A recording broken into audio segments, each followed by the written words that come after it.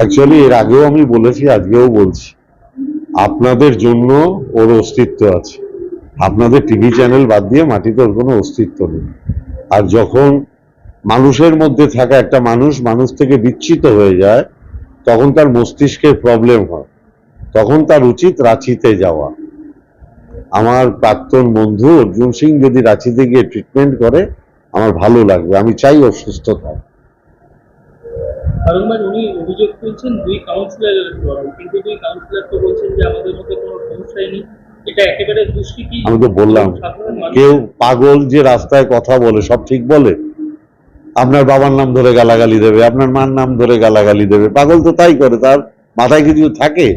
তা যার মস্তিষ্কে কিছু নেই, যাকে আমি রাঁচি যাওয়ার জন্য আবেদন করছি ট্রিটমেন্ট করানোর জন্য, সে তো এই কথা বলবে।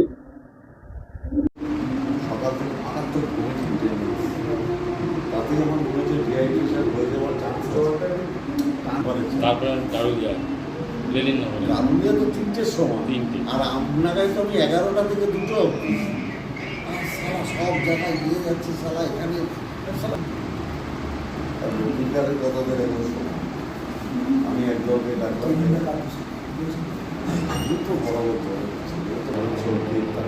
একদিন চলে গেছে আমার ঈদের দিন একমাত্র তোর বাড়িতে নিয়ে আসবে, দুদিন কিন্তু